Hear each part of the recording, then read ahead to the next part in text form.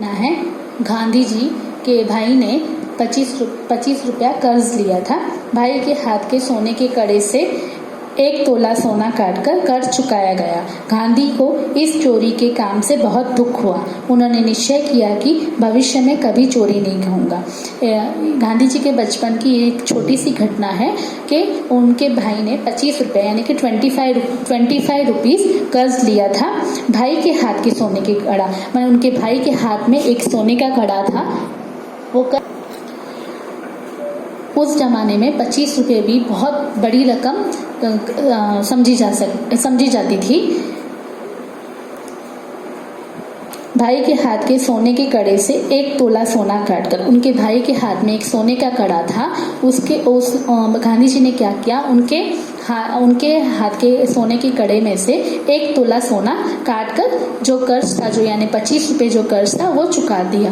गांधी को इस चोरी के काम से बहुत दुख हुआ। गांधी जी के मन में इस बात से बहुत दुख हुआ कि उन्होंने चोरी की। उन्होंने निश्चय किया कि भविष्य में कभी चोरी नहीं करूंगा। उन्होंने डिसाइड किया कि मैं आगे चलकर भविष्य में यानी कि फ्यूचर में कभी भी चोरी नहीं करूंगा। पिता से माफी मांगने की बात सोची, पर पिता के सामने जाने की हिम्मत न हुई। उन्होंने अपने पिता से माफी मांगने के लिए सोचा, पर उनमें इतनी हिम्मत न थी, उतना साहस न था कि वो अपने पिता के सामने जाकर अपनी चोरी की बात बताए।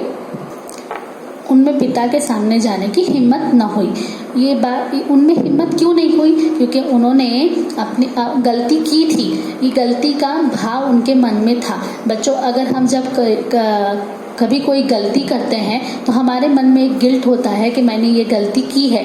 गलती करके गलती मानना बड़ी बात होती है बच्चों।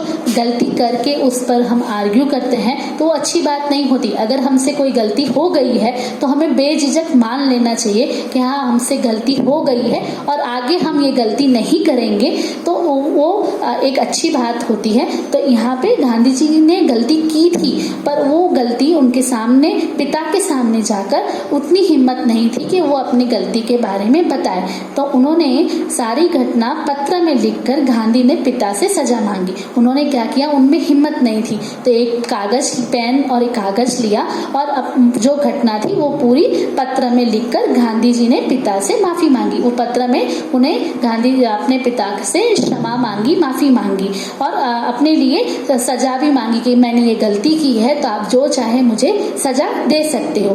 पत्र पढ़कर पिता की आंखें भर आई। यानी पर जैसे ही गांधी जी के पिताजी ने वो पत्र पढ़ा तो उनकी आंखें भर आई, मतलब आंखों में आंसू आ गए। गांधी जी ने हमेशा के लिए चोरी की आदत छोड़ दी।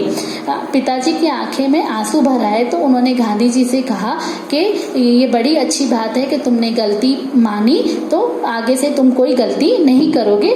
गांधी जी ने हमेशा के लिए चोरी की आदत छोड़ दी। पिता के आंसू देखकर गांधी को विश्वास हो गया कि पिता ने मुझे क्षमा कर दिया है। उनके पिता के आंसू देखकर गांधी जी के मन में विश्वास आया कि पिताजी ने मुझे माफी दे दी। उनके पिताजी उनको माफ़ी दे देते हैं। तो इससे हमें भी सीख मिलती है बच्चों कि जब हम कोई गलती करते हैं तो वो गलती हम अपने बड़ों के सामने मांगते हैं तो हमारे बड़े भी हमें माफ़ कर देते हैं। पर हम गलती को करके गलती को छुपाते हैं तो वो अच्छी बात नहीं होती है बच्चों। अगर गलती सबसे होती है तो गलती होती है तो हमें गलती को मानना चाहिए और गलती माननी चाहिए। अहिंसा, सत्य और धर्म के दृढ़ निश्चय ने गांधी को महात्मा बनाया, गांधी जी को ग्रेट मैन बनाया। बच्चों, गांधी जी को महात्मा कैसे बनाया? तो अहिंसा, सत्य और धर्म। तो अहिंसा का मतलब क्या है बच्चों?